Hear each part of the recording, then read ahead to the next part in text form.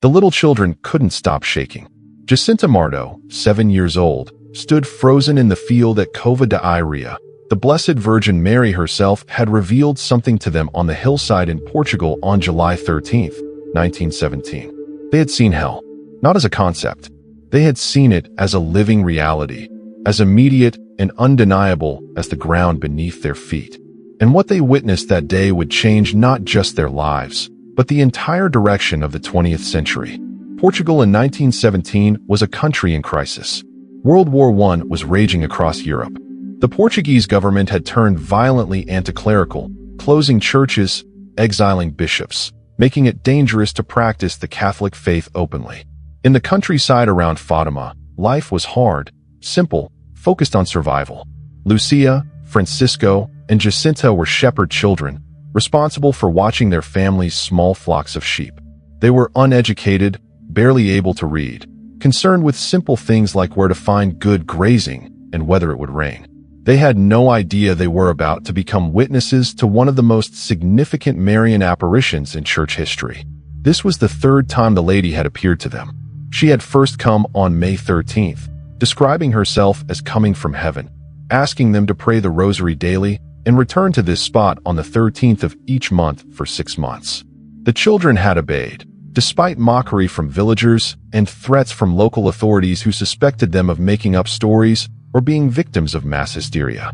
But the children knew what they had seen.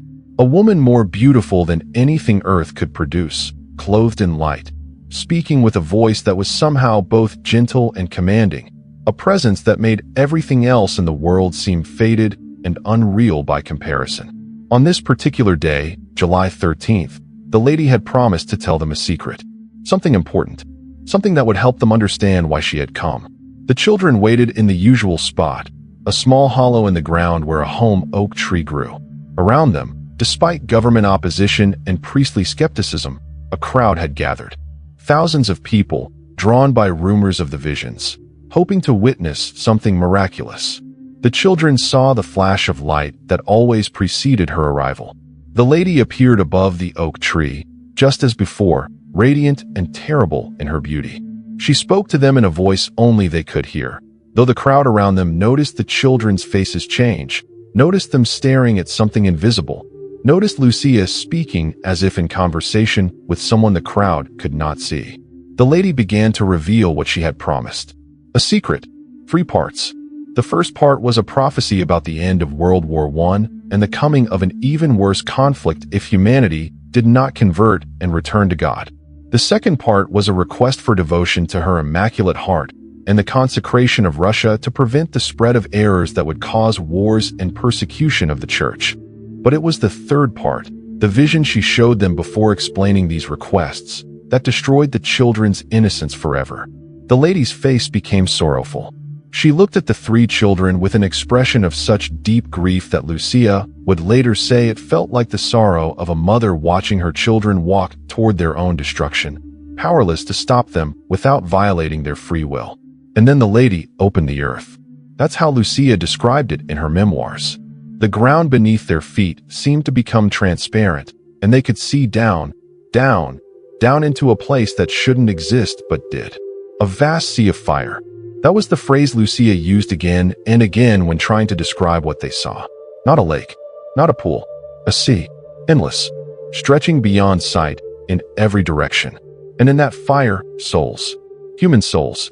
Not metaphorical, not symbolic. Actual human beings, visible in form though transformed by torment, thrashing in flames that burned but never consumed, screaming with voices that had no hope of ever being heard or answered. The children saw demons among the souls, terrible beings, horrifying in appearance, rejoicing in the suffering around them. The demons looked like animals, Lucia said, but more terrifying than any earthly creature. Grotesque forms that seemed designed specifically to inspire maximum horror. Some of the demons were actively torturing souls. Others simply watched with expressions of twisted satisfaction. The souls themselves were the most devastating sight. They were transparent, Lucia remembered, like glowing embers suspended in fire. And they were in constant, ceaseless motion. Not because they were trying to escape. There was no escape. but because the agony was so intense that their bodies could not remain still. They thrashed and writhed and twisted in torment that never lessened, never gave even a moment's relief. And the sounds. The children heard sounds that no human ears should ever have to process. Screams of absolute despair. Not the screams of someone in temporary pain who hopes for rescue. These were screams of people who knew, with complete certainty, that their suffering would never end, that there would be no rescue, no relief, no hope, ever. The screams were mixed with groans and wails and desperate crying out for mercy that would never come. Jacinta put her hands over her ears, but it made no difference. The sounds were not just external. They seemed to penetrate directly into the mind, impossible to block out. The vision lasted only a moment, perhaps a few seconds by earthly time. But the children said later that it felt eternal, that in those seconds they experienced something of the timelessness of damnation itself. When the vision closed, when the ground became solid again, and they were back in the ordinary world of sunshine and grass and the familiar oak tree, all three children screamed. Lucia cried out to the lady, "Oh, Our Lady, save those souls." The crowd around them, hearing the children scream, pressed closer, demanding to know what they had seen. But the children couldn't speak. The lady waited until the children could focus on her again. When she spoke, her voice was still gentle, but it carried an urgency they had never heard before.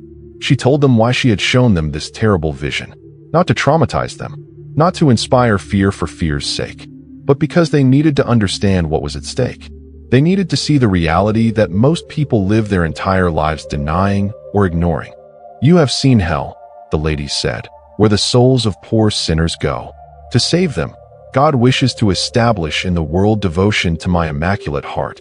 She explained that the souls they had seen were there primarily because of sins of the flesh. Impurity, immodesty, sexual sins. These were the sins, she said, that drag more souls to hell than any other.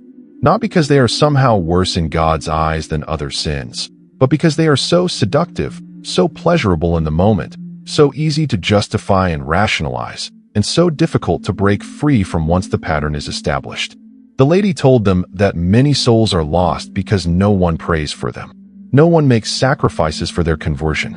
They die in their sins because the faithful have failed in their responsibility to intercede.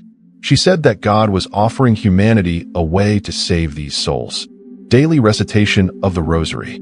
Sacrifices offered specifically for the conversion of sinners. Devotion to her Immaculate Heart. Penance and reparation for sins, especially sins of impurity. If people would do these things, she promised, many souls would be saved. Peace would come to the world. Russia would be converted. Wars would cease. But if people ignored her message, continued living as if there were no eternal consequences, continued pursuing pleasure without regard for holiness, then the souls would continue to fall into hell like snowflakes in a blizzard, countless and continuous. The children's lives changed completely after that vision. Jacinta, the youngest, became almost obsessed with saving souls from hell. She would give up her lunch, offering the hunger pangs as sacrifice for sinners. She would wear a rough rope around her waist, hidden under her clothes, the discomfort offered for the conversion of souls. When she played with other children, she would sometimes stop suddenly, her face going pale, and whisper, "I'm thinking about hell. So many souls going there." She began having nightmares every night. She would wake up screaming, "The fire! The fire! Save them! Pray for them!" Her mother, Olympia, would find the little girl drenched in sweat, trembling, barely able to speak. Jacinta would beg her mother to pray the rosary with her, right then, in the middle of the night, because souls were falling into hell every moment and someone needed to pray for them. Francisco, who according to the lady's specific statement could see her but not hear her voice, had to rely on Lucia to tell him what the lady said. But he had seen the vision of hell with perfect clarity. The boy who had been cheerful and carefree became serious and contemplative. He spent hours in prayer, often alone in the church, kneeling before the tabernacle. When asked why he prayed so much, he said simply, "I am consoling Jesus. He is so sad because of all the sins." Francisco understood that every sin, especially those sins of the flesh that the lady had specifically mentioned, caused suffering not just to the sinner, but to Christ himself. He wanted to offer comfort, to make reparation, Lucia, the oldest, bore the heaviest burden. She was the one who could see and hear the lady, the one who had to communicate the messages, the one who would eventually be charged with writing down everything for the church and for future generations. The vision of hell haunted her, but it also gave her a mission. She understood that Our Lady had shown them hell not just as information, but as motivation. They had seen what was at stake. They knew what happened to souls who died in mortal sin without repentance. And they had been given the tools to help save those souls. Prayer, sacrifice, devotion to Mary's Immaculate Heart. These were not mere suggestions. They were rescue equipment thrown to drowning people. The children began their mission immediately. They prayed constantly. They made sacrifices throughout each day. They wore rough cords around their waists, hidden from view. They gave up water on hot days, offering their thirst for sinners. They fasted. They did penance. And most importantly, they prayed the rosary every single day, as Our Lady had requested. Word spread. The apparitions continued monthly through October. On October 13th, 1917, the final apparition occurred. 70,000 people gathered in the rain at Kondor. They witnessed what became known as the miracle of the sun, a solar phenomenon so dramatic that secular newspapers reported it, newspapers that had no sympathy for religious claims. The sun seemed to dance in the sky, to plunge toward Earth, to emit colored lights. The muddy ground dried instantly. Even skeptics in the crowd fell to their knees. The message of Fatima, including the terrifying vision of hell and the urgent call to prayer and sacrifice, began to spread throughout the Catholic world. But tragedy followed. The 1918 influenza pandemic swept through Portugal. Jacinta and Francisco both contracted the disease. Francisco died on April 4, 1919, at age 10. Before his death, he told his family he was going to heaven to console Jesus. Jacinta survived the flu but developed a terrible infection that required surgery. She suffered immensely during the final months of her life, confined to a Lisbon hospital far from her family. She offered every moment of pain for the conversion of sinners and in reparation for sins against the Immaculate Heart of Mary. She died on February 20th, 1920, at age 9. Her body was found incorrupt when exhumed years later. Lucia lived until 2005, spending most of her life as a Carmelite nun, carefully documenting everything about the apparitions and working to promote the message of Fatima. She never stopped insisting on the reality of what they had seen. Hell was real. Souls were falling into it. And we had both the responsibility and the means to help save them. The vision of hell that the children saw at Fatima is not unique in Catholic mystical tradition.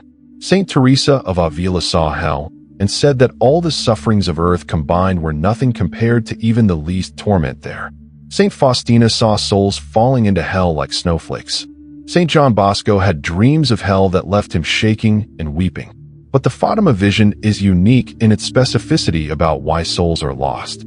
Our Lady identified particular sins, sins of the flesh, impurity, immodesty, as the primary cause. She pointed to a specific remedy, the rosary, sacrifice, devotion to her Immaculate Heart, penance. And she gave a specific warning. If people do not change, if they continue in these sins, if the faithful do not pray and sacrifice for sinners, then souls will continue to be lost in vast numbers. We live now, over a century after Fatima, in a world that has largely forgotten this warning. Sexual impurity has been normalized, celebrated, defended as a human right. Modesty is mocked as prudishness. The very idea of sexual sin is dismissed as outdated morality. Pleasure is pursued without any consideration of spiritual consequences. And prayer, sacrifice, penance, devotion to Mary, these are practiced by a shrinking minority even among Catholics, seen as optional extras rather than urgent necessities. The question is not whether hell exists. The Church has always taught that it does. The question is whether we believe it enough to change our lives. Whether we take seriously our responsibility to pray and sacrifice for the conversion of sinners. Whether we understand that our choices, our prayers, our sacrifices actually matter in the eternal destiny of souls. Jacinta understood this at age 7. After seeing the vision, she couldn't enjoy simple pleasures anymore without thinking about whether she could offer them up for sinners. She had simply seen the stakes clearly. She knew that souls were being lost every moment. and she knew that her small sacrifices, united with Christ's infinite sacrifice, could help save them. The vision of hell was not meant to terrify us into paralysis. It was meant to wake us up to reality, to show us the urgency of the mission, and to motivate us to action. Pray the rosary daily. Make sacrifices for sinners. Practice devotion to her Immaculate Heart. Live purely and modestly yourself, as a witness and a reparation for those who do not. Offer penances in reparation for sins, especially sins of the flesh that drag so many souls to damnation. These are not difficult or impossible demands. They are simple, concrete actions available to anyone. A rosary takes 15 minutes. A small sacrifice, giving up a treat or a comfort, takes only a moment of willpower. Living modestly in dress and behavior is a daily choice. Offering a prayer for the conversion of sinners takes seconds, but these small actions, multiplied across millions of faithful souls and united with Christ's infinite merit, can change the world, can save souls, can bring the peace that Our Lady promised.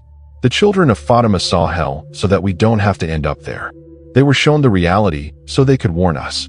They were given the remedy so they could share it with us. Now it's our turn, our responsibility, our opportunity to participate in the rescue of souls teetering on the edge of eternal loss. Will you pray that rosary today? Will you offer some sacrifice for the conversion of sinners? Will you live differently, knowing what you now know about the stakes? Imagine what could happen if even a fraction of Catholics today took the Fatima message as seriously as Jacinta, Francisco, and Lucia did. Hell is real. Souls are falling into it. But rescue is possible. Prayer works. Sacrifice matters. And Our Lady is waiting for your response to her urgent plea. Save souls. Pray the rosary. Make sacrifices. Devote yourself to her Immaculate Heart. The vision was shown for a reason. The question is whether we'll respond.